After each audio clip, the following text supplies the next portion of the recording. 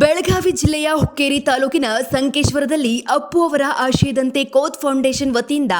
3ನೇ ಪುನರುಜ್ಜೀವಜಲ ಕೇಂದ್ರ ಲೋಕಾರ್ಪಣೆಗೊಂಡಿದ್ದು ಕೇವಲ 10 ರೂಪಾಯಿಗೆ ದೊಡ್ಡ ಬಾಟಲಿ ಶುದ್ಧ ನೀರು ಸಿಗುತ್ತಿರುವುದು ಸಾರ್ವಜನಿಕರ ಮೆಚ್ಚುಗೆಗೆ ಪಾತ್ರವಾಗಿದೆ.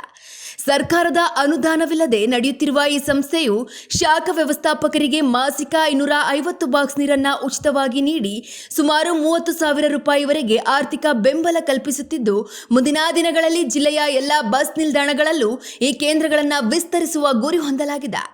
ಈ ಅರ್ಥಪೂರ್ಣ ಕಾರ್ಯಕ್ರಮವನ್ನು ಯುವ ನಾಯಕ ಪೃಥ್ವಿ ರಮೇಶ್ ಕತ್ತಿ ಹಾಗೂ ಚಿಕ್ಕೋಡಿ ಕೆಎಸ್ಆರ್ಟಿಸಿ ಡಿಸಿ ಶ್ರೀ ಮುಂಜಿ ಅವರು ಉದ್ಘಾಟಿಸಿದ್ದು, ಸಂಸ್ಥೆಯ ಸೇವಾ ಅಧ್ಯಕ್ಷರಾದ ಶ್ರೀ ಬಸವರಾಜ ಕೋತ್, ಅತಿಥಿಗಳಾದ ಶ್ರೀ ಅಪ್ಪ ಸಾಹೇಬ ಶಿರಕೋಳಿ, ಪತ್ರಕರ್ತರ ಧ್ವನಿ ಸಂಘಟನೆಯ ಜಿಲ್ಲಾ ಅಧ್ಯಕ್ಷರಾದ ಶ್ರೀ ರವಿ ಕಾಂಬಳೆ, ಸಂಘಟನೆಯ ಕಾರ್ಯಕರ್ತರಾದ ಶ್ರೀ ಶಾಂತಿನಾಥ್ ಮಗ್ದುಮ್ ಹಾಗೂ ಘಟಕ ವ್ಯವಸ್ಥಾಪಕರು, ಸೂಪರ್ವೈಸರ್ಗಳು, ಸಿಬ್ಬಂದಿಗಳು ಹಾಗೂ ನೂರಾರು ಪುನೀತ್ ಅಭಿಮಾನಿಗಳು ಈ ಕಾರ್ಯಕ್ರಮದಲ್ಲಿ ಉಪಸ್ಥಿತರಿದ್ದು ಯಶಸ್ವಿಗೊಳಿಸಿದ್ದಾರೆ.